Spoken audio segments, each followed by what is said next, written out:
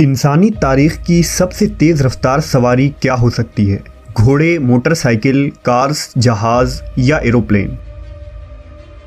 لیکن آج سے 1400 سال قبل ایک ایسی بھی سواری موجود تھی جس کی رفتار بجلی کی مانند تھی۔ اس بجلی جیسی تیز رفتار سواری کا نام براق تھا۔ وہ سواری جس پر بیٹھ کر نبی صلی اللہ علیہ وسلم سفر معراج پر گئے۔ براق کی خصوصیات کیا تھی اور جب نبی اس پر سوار ہونے لگے تو وہ بے لگام کیوں ہو گیا؟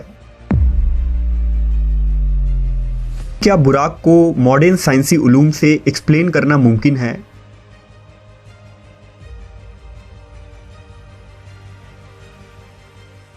واقعہ معراج تاریخ انسانی کا ایک ایسا حیرت انگیز اور انوکھا واقعہ ہے جس کی تفصیلات پر انسانی عقل حیران رہ جاتی ہے۔ اگر انبیاء کرام کی تاریخ کو دیکھا جائے تو معلوم ہوتا ہے کہ اللہ نے اپنے برگزیدہ رسولوں اور نبیوں کے ہاتھوں سے مختلف معجزات ظاہر کیے۔ ہر نبی کو اپنے عہد، زمانے اور علاقے کے مطابق معجزات سے نوازا گیا تھا تاکہ ان کے امتوں پر حق واضح ہو جائے۔ مثلا حضرت موسیٰ علیہ السلام کی امت چونکہ جادو میں کمال رکھتی تھی، اس لیے خالق کائنات نے بھی اپنے نبی کو جادو کے ان کمالات کا توڑ کرنے کے لیے معجزات عطا کیے۔ اسی طرح حضرت عیسیٰ علیہ السلام کے دور میں طب کا بڑا چرچا تھا، لہٰذا حضرت عیسیٰ علیہ السلام کوڑ کے مریضوں، اندھوں، یہاں تک کہ مردوں کو بھی زندہ کر دینے کی قدرت سے فیضیاب تھے۔ جب خاتم الانبیاء حضرت محمد صلی اللہ علیہ وسلم اس کائنات میں تشریف لائے تو اللہ کو معلوم تھا کہ امت محمدیہ چاند پر قدم رکھے گی اور ستاروں پر کمندیں ڈالیں گی، لہٰذا اللہ نے اپنے محبوب کو مکان و زمان یعنی ٹائم اینڈ اسپیس کے اصولوں اور وسعتوں سے نکل کر اپنے کرب کا اعزاز بخشا، جس کا گمان بھی عقل انسانی میں نہیں آ سکتا تھا۔ تمام انبیاء کرام کے معجزات ایک طرف اور حضور کا معجزہ معراج ایک طرف، تمام معجزات مل کر بھی معجزہ معراج کے درجے کو نہیں پہنچ سکتے۔ واقعہ معراج ہجرت سے 1 یا 2 سال پہلے پیش آیا۔ اس وقت ہمارے پیارے نبی محمد صلی اللہ علیہ وسلم کی عمر مبارک 52 سال تھی اور یہ 27 رجب کے شب کا واقعہ تھا۔ لہذا حضرت مالک بن ساسا سے مروی ہے کہ خود رسول اللہ صلی اللہ علیہ وسلم نے فرمایا کہ میں نیند اور بیداری کے درمیانی کیفیت میں تھا جب میرے پاس ایک فرشتہ آیا۔ اس نے میرا سینہ چیرا، پھر میرے دل کو نکال کر غسل دیا اور اسے دوبارہ اندر رکھ دیا۔ پھر ایک سواری لائی گئی جو خچر سے چھوٹی اور گوشت دراز سے بڑی تھی، اس کا رنگ سفید تھا، اسے براق کہا جاتا تھا، پس مجھے اس پر سوار کرایا گیا۔ روایت ہے کہ حضور براق پر سوار ہو کر بیت المقدس پہنچے تو براق سے نیچے اترے اور اس کے لگام کو اس ستون کے ساتھ باندھ دیا جس کے ساتھ انبیاء کرام نے اپنے سواریوں کے لگام باندھے رکھے تھے۔ اس کے بعد نبی صلی اللہ علیہ وسلم مسجد اقصیٰ میں داخل ہو گئے۔ مسجد اقصیٰ میں حضرت آدم علیہ السلام سے لے کر حضرت عیسیٰ علیہ السلام تک پیدا ہونے والے تمام انبیاء کرام آپ کے منتظر تھے، لہذا حضور وہاں تشریف لائے اور تمام نبیوں کی امامت کی اور نماز ادا کی۔ نماز سے فارغ ہونے کے بعد آپ دوبارہ براق پر سوار ہو کر آسمانی سفر پر روانہ ہو گئے۔ حضور نے براق پر سوار ہو کر 7 آسمانوں کا سفر کیا جہاں کچھ انبیاء کرام سے آپ کی ملاقات بھی ہوئی۔ پھر حضرت جبرائیل امین نے آپ کو جنت و جہنم کے کچھ منظر دکھائے اور پھر آپ اس سفر میں کائنات کے آخری حد سے بھی باہر سدرۃ المنتہا تک پہنچے جہاں آپ اللہ سے ہم کلام ہوئے۔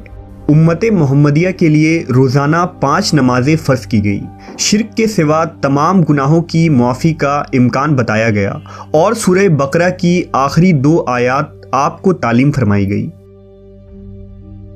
اس سفر کے واپسی پر حضور اپنے مکان پر کچھ اس حالت میں پہنچے کہ روایات کے مطابق ابھی آپ کے گھر کی کنڈی ہل رہی تھی اور آپ کے وضو کا پانی ابھی تک آپ کے جسم مبارک سے ٹپک رہا تھا۔ معراج کے اس واقعے کو اللہ نے انتہائی تفصیل کے ساتھ قرآن مجید کی سورہ اسراء میں یوں بیان کیا ہے: پاک ہے وہ رات جس نے راتوں رات اپنے بندے کو مسجد حرام سے مسجد اقصیٰ تک سیر کروائی، جس کے ارد گرد ہم نے برکت رکھی ہے تاکہ ہم اسے اپنی کچھ نشانیاں دکھائیں، بے شک وہ سننے والا دیکھنے والا ہے۔ معراج کے اس عظیم سفر میں رسول اللہ صلی اللہ علیہ وسلم جس سواری پر سوار ہوئے تھے اسے براق کہا جاتا ہے۔ اب سوال یہ پیدا ہوتا ہے کہ براق کیا تھا؟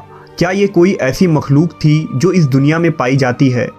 علماء و مفسرین کے مطابق براق دراصل لفظ برق سے نکلا ہے۔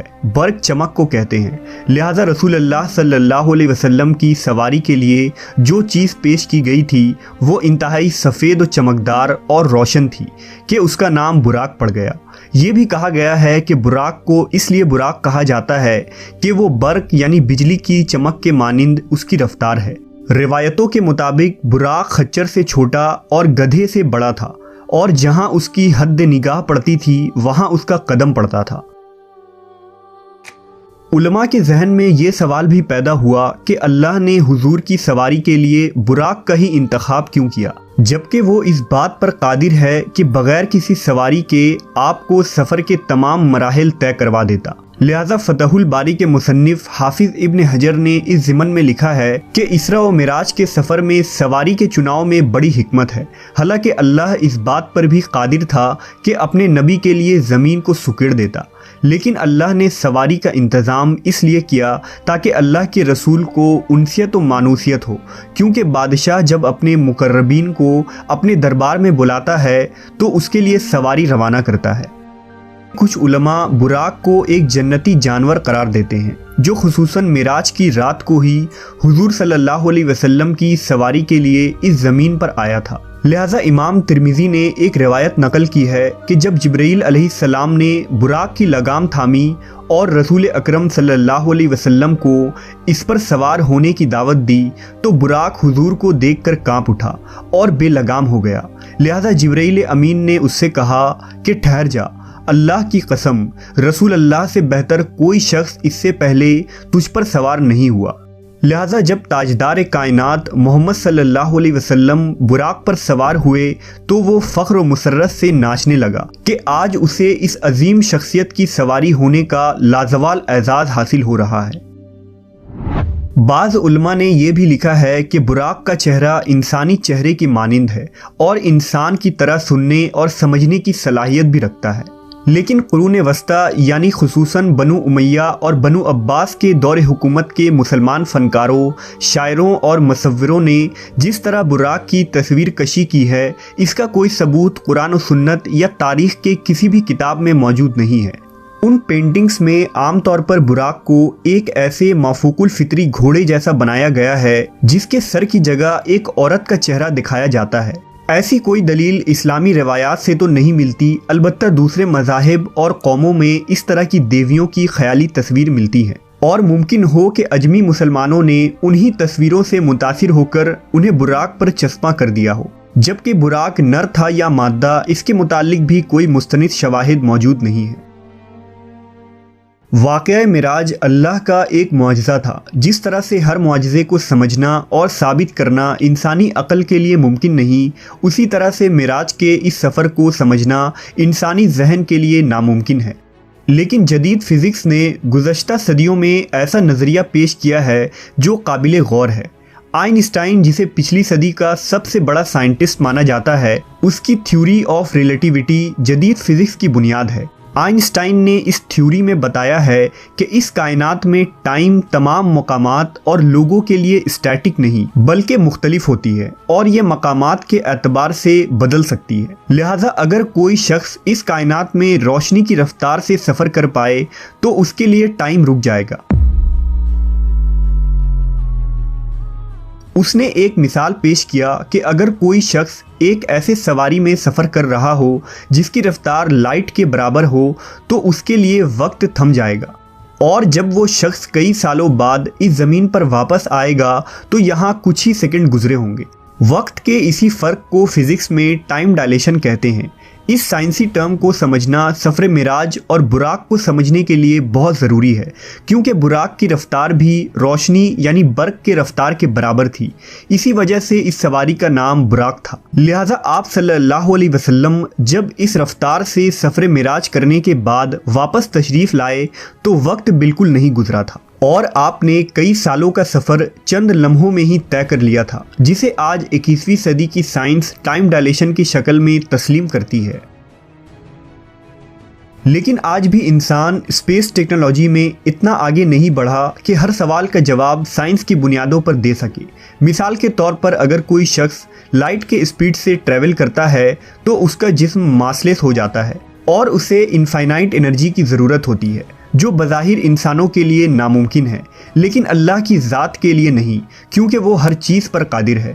لہٰذا اس رات اللہ نے نبی صلی اللہ علیہ وسلم کے جسم مبارک کو اس سفر کے لیے وہ عظیم قوت بخشی تھی۔ واقعہ معراج حضور کا ایک دائمی معجزہ ہے جس کی حقانیت اور سچائی نئے نئے سائنسی انکشافات کے ساتھ واضح ہوتی جائے گی۔